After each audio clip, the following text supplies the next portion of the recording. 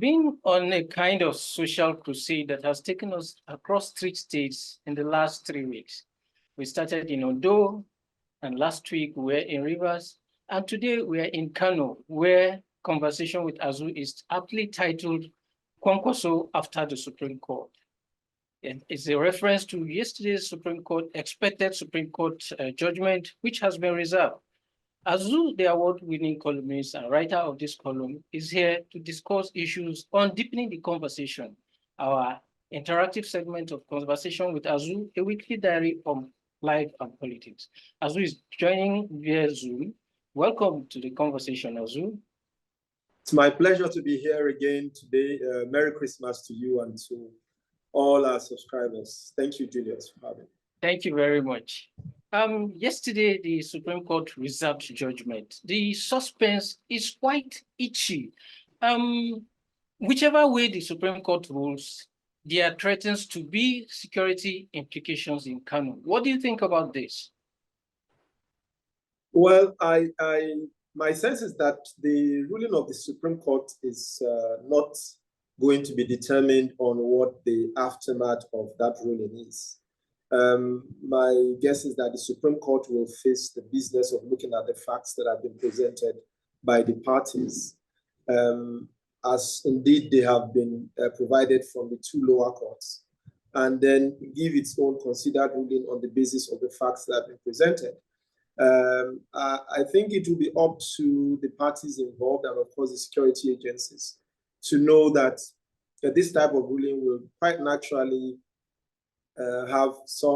create some concern among the parties, depending on which way it goes, and for them to take steps to ensure that that things do not get out of hand. Because you recall that even the ruling that after the Court of Appeal ruling, there were widespread protests and a bit of violence in the streets. So I'm sure that that was some sort of yellow flag, and knowing that the Supreme Court judgment will be the final judgment on this matter, I'm sure that the parties involved will take the necessary steps to prevent breakdown of law and order.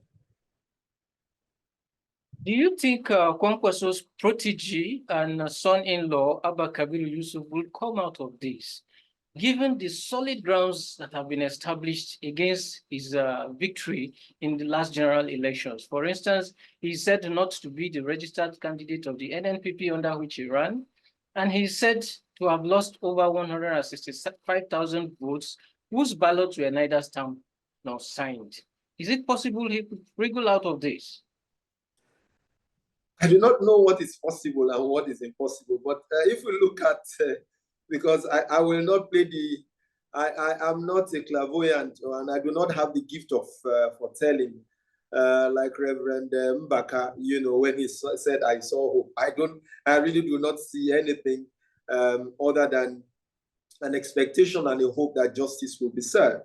But regarding, if we have to go by history and by antecedents, there are only about 4 cases or so in the last perhaps decade or two where the two previous two lower courts have ruled in one way, and then the Supreme Court has overturned that ruling. So that also has sort of heightened the tension.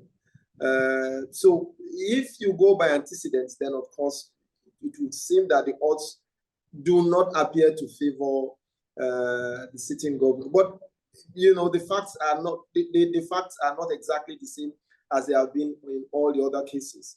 As I said, one hopes and expects that justice will be served, justice will be done, and that at the end of the day, the wishes of the voters will prevail, because I think we have had enough of a situation where voters vote, but judges decide. And I think we've had just about enough of that. All right, we are now at the level of waiting for the Supreme Court, but I want to dial back a little bit. There was this controversy that trailed the certified true copy of the judgment after the Supreme Court ruling. What do you think was at play? Well, I heard the parties arguing yesterday, one of the parties in dispute arguing that that was after the hearing, and then the Supreme Court reserved its judgment on the matter, that the number of votes that were alleged to have been invalidated by the lack of stamping and all of that, the number of votes was not significant to impair the the true wishes and aspirations of the voters in that election. But again, as I said, we'll have to wait and see. But big lessons, I think, in all of this for all the parties involved and also for the electoral management bodies, how sometimes potentially the negligence of some electoral officers can actually put at risk the fate of parties who have, in a situation like this. Okay, and your column states quite categorically, and a kind of thesis, I would say, that the actual contest here is between Ganduje and Kwankwaso, two former governors of Kano State. How so?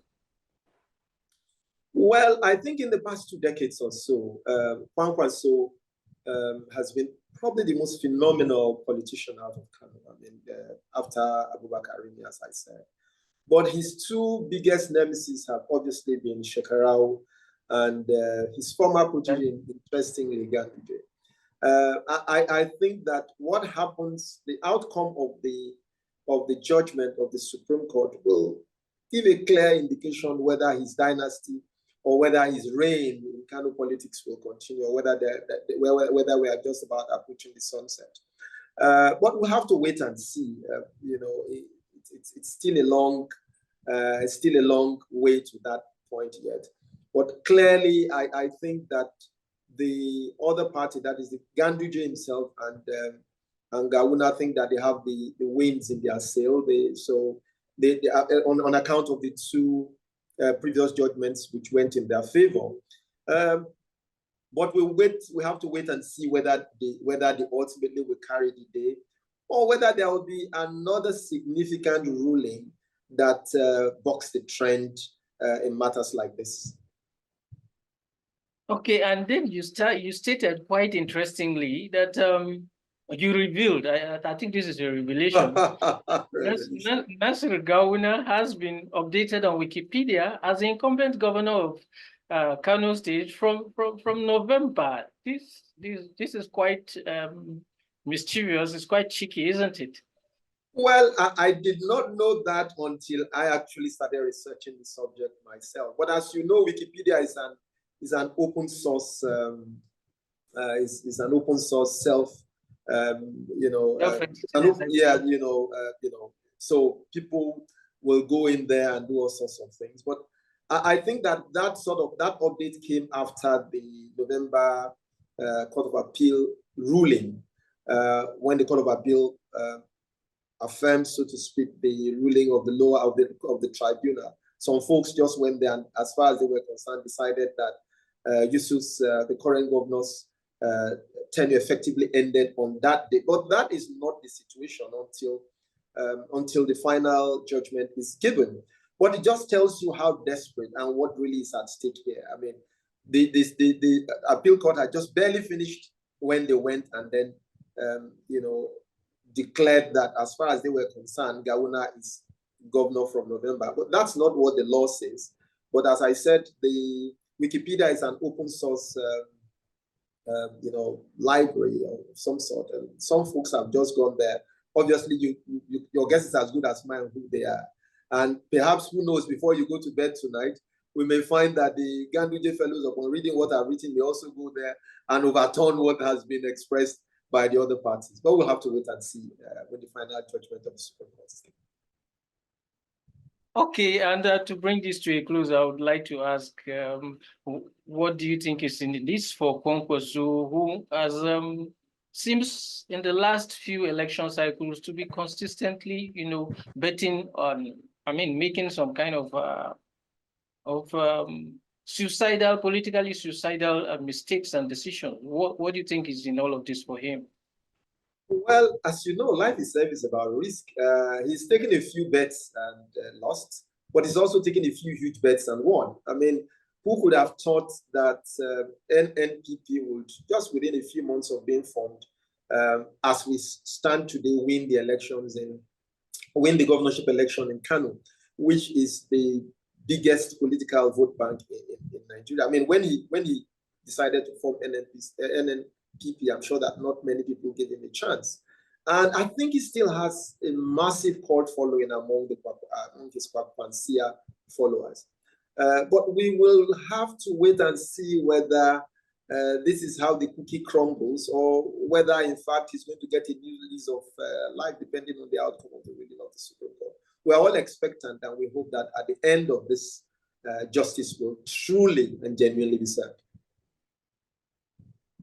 All right, thank you very much, Azu, for joining. And Conversations with Azu is a weekly diary on life and politics.